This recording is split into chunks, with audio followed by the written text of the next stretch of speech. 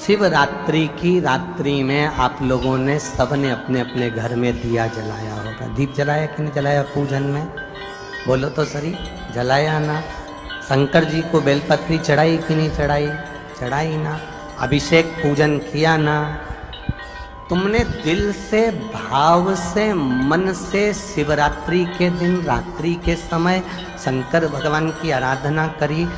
भूलवश भी अगर तुमने दिया जलाया है तो मेरा शंकर भगवान जब चोर को कुबेर बना सकता है तो साल भर में तुम्हें भी तो कुछ न कुछ दे सकता है। इंतजार करो कि तुमने जो पार्थिव शिवलिंग की पूजन करी है रात्रि के समय पर,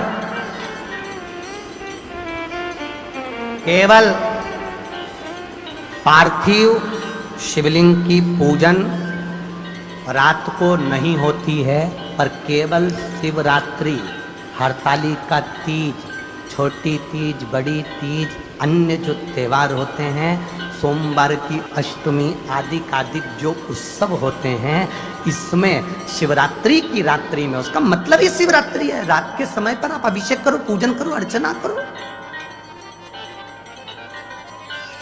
माता के गर्भ में बच्चा रहता है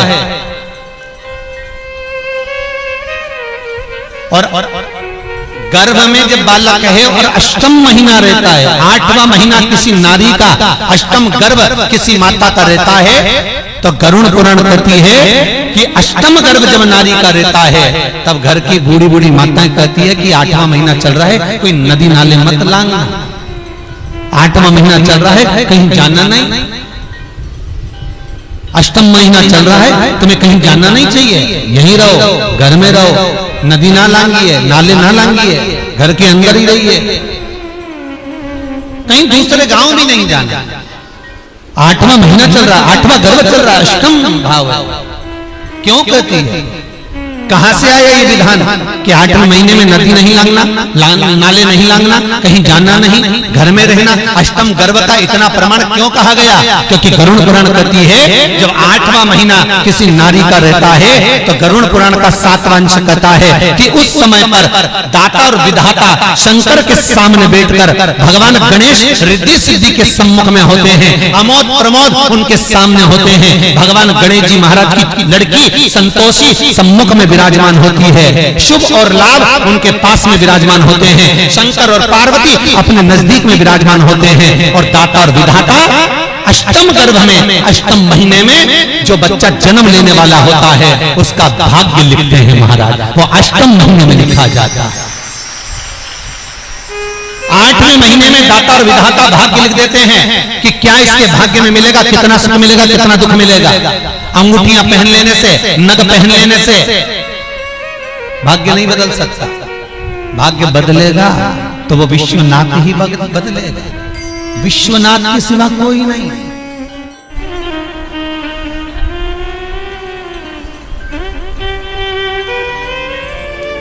एक निवेदन करूंगा भगवान भोलेनाथ से, ये जरूर विनती करना कि भोलेनाथ अगर मेरे गर्भ में संतान देना तो उसकी उम्र पूरी देना।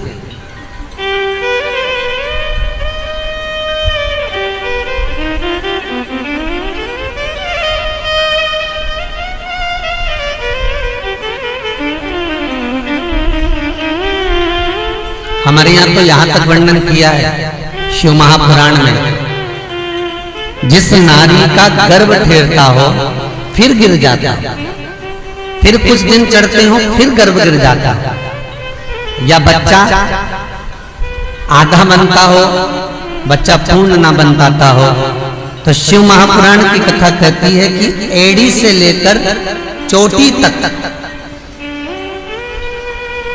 स्त्री एक मौली, मौली मतलब जो हाथ में नाड़ा बांधते हैं, लच्छा बांधते हैं, उसको नाप ले, और नाप कर